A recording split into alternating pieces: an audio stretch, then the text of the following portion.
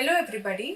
तो आज हम बात करेंगे HSCRP टेस्ट के बारे में, जो आजकल जनरली हर लैब पैकेज में इंक्लूडेड होता है। तो एग्जैक्टली ये HSCRP होता क्या है? इसका फुल फॉर्म है हाई सेंसिटिविटी CRP टेस्ट। तो CRP बेसिकली एक प्रोटीन है जो हमारे लिवर के द्वारा प्रोड्यूस किया जाता है जब भी हमारी बॉडी में कोई इन्फेक्शन हो या इन्फ्लेमेशन हो। इन्फ्लेमेशन माने कोई भी इन्फेक्शन या ऑटो इम्यून डिजीज।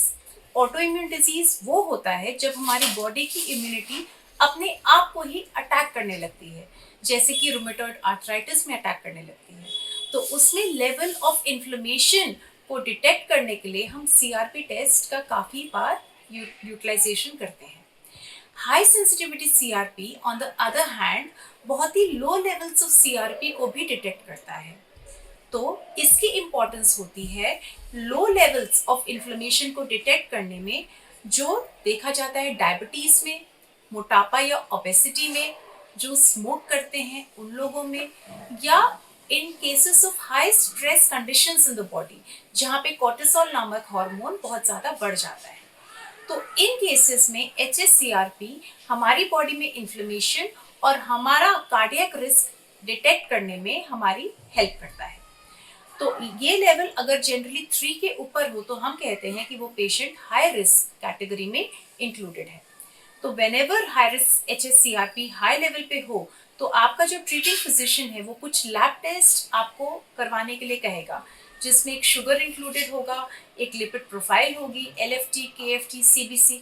ये एक रूटीन पैनल होगा डायग्नोस करने में कि कहीं आपको डायबिटीज तो नहीं है या कोई और बॉडी में इन्फ्लेमेशन का कॉज तो नहीं है।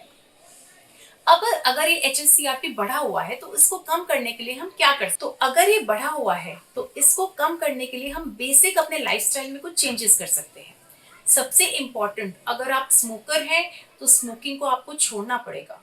स्मोकिंग अपने आप में ब्लड वेसल्स को बहुत डैमेज करती है, ट्रॉमेटाइज करती है और CRP को बढ़ाती है।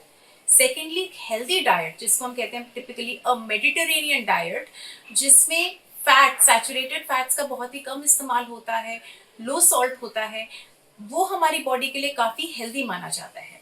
थर्डली, मोटापा कम करने के लिए रेगुलर एक्सरसाइज। तो ये सब बेसिक मेजर्स हैं जो हम कर सकते हैं CRP को कम करने के लिए। ऑल्टरनेटिवली, अगर कोई इन्फेक्शन है तो उसको ट्रीट करना, अगर कोई ऑटो इम्यून कंडीशन है तो उसका प्रॉपरली इलाज करना। तो अगर आपका भी ये टेस्ट एलिवेटेड है तो definitely you should consult a physician near you. Thank you.